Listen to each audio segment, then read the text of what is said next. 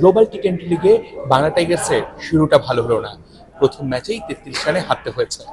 তবে পুরো দলটাকে এক সুতোয় আনতে এবং বাংলাদেশ এবং বিভিন্ন দেশ থেকে প্লেয়ারদের কানাডা পর্যন্ত নিয়ে আসতে কিছুটা হলেও প্রতিবন্ধকতার সৃষ্টি হয়েছে, এবং সেটা কিভাবে সামাল দিতে পেরেছেন এখনো পর্যন্ত?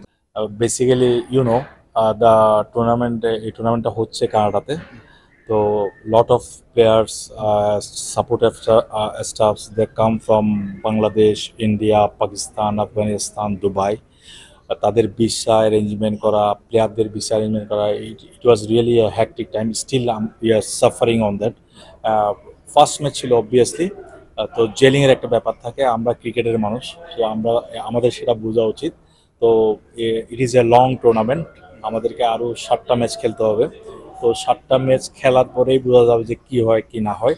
তো অবভিয়াসলি এই টিমটা চ্যাম্পিয়ন হওয়ার মতো টিম, এই টিমটা ভালো কিছু করবে বলে আমি মনে করি, এবং আমাদের টিমের বাকি প্লেয়ারও এর ভিতরে জয়েন করবে। তো আশা করি টিম ভালো কিছু করবে। শরীফুলের বোলিং কিন্তু আজকে মোটামুটি ভালো, যে 4 ওভার বোলিং করেছে, একটা উইকেট নিয়েছে। কি মনে হচ্ছে নেক্সট ম্যাচগুলোতে শরীফুলকে নিয়ে? আমি তাকে গত দুদিন যাবৎ ওই ব্যাপারটাই তাকে মাথায় ঢোকানোর চেষ্টা করতেছিলাম যে তুমি তোমার বলটা করো, তুমি ভালো কিছু করতে পারবা। দেখেন সে কিন্তু আজকে বেস্ট বোলার বলতে পারলে, পুরো ম্যাচটারই বেস্ট বোলার সেই। সে ওপেনিংয়ে এসে বল করছে, 2 ওভারে 3 রান দিছে, পরে এসে বল করছে তখনও ভালো করছে।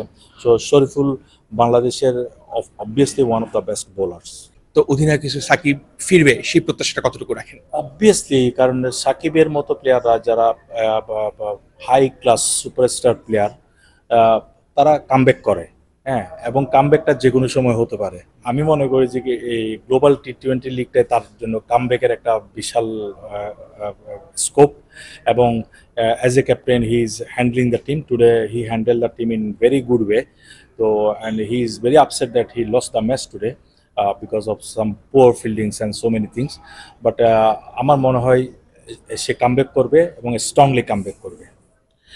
অবশ্যই সেই বিশ্বাস কিন্তু সবার রয়েছে, কারণ কথায় আছে শেষ ভালো যায় সব ভালো যায়।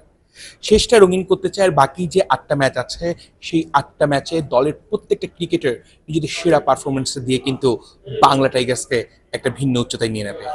এবং বাংলাদেশের যারা দেশের বাইরে দেশের নামটাকে উজ্জ্বল করতে চায়, তার মধ্যে কিন্তু ইয়াসিন চৌধুরী একজন, যিনি ক্রিকেটের মাধ্যমে লাল সবুজের পতাকাকে নিয়ে যেতে চায় এক ভিন্ন উচ্চতায়। অর্ণব বাপি, 71, টরন্টো, কানাডা।